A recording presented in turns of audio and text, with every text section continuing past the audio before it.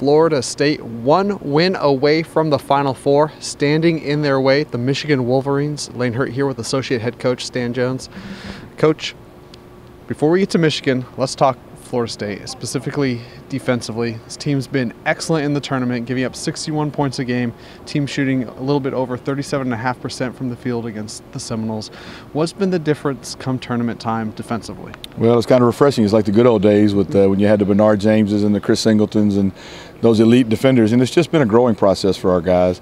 Probably the best thing that happened to us, Lane, is when we got knocked out, unfortunately, and we all want to win and go longer in the ACC tournament, but by getting knocked out on Wednesday, we were able to have a couple of days of kind of what you'd call mini camp, where we kind of just went back and repped a few things. You know, sometimes when you get in the grind of the conference season and you're in game prep and you're trying to keep guys fresh, sometimes you lose some of your habits and you don't develop some habits. And so we were able to have a couple of days, and we were able to kind of get guys refocused on stuff. And then their competitive spirits just kind of escalated since they saw the bracket when it came out and the chance to play Xavier and move forward from there. So.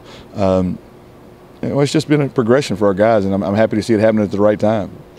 When you look at Michigan, any John Beilein coach team, they're going to spread you out. They're going to try to shoot from the perimeter.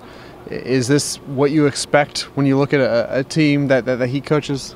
Oh, no question. But, we're used to defending. And we didn't do a great job defending the three-point line this year. But, you play the Dukes. You play the teams in our league that play that way, that shoot a lot of threes. And the man right here, Stan Jones. the last 3 games against Missouri and Xavier, they've been 9+ threes made per game, and we've been able to hold them down below their averages in 5 in the last 2 games. So hopefully our kids will continue to stay on point with that.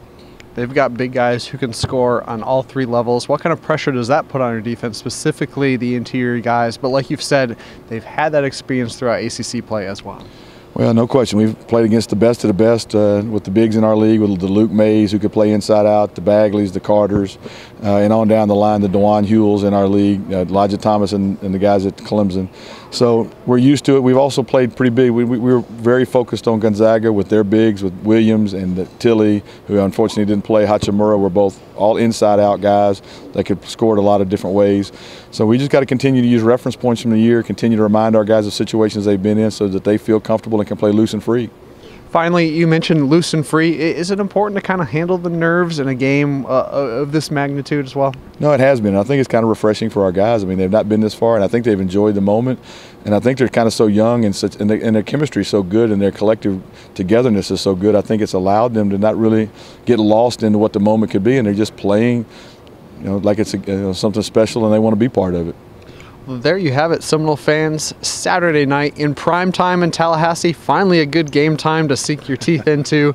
Make sure you watch, support your Noles as they look to make it to the Final Four for the first time since 1972. For Coach Jones, I'm Lane. Go Noles.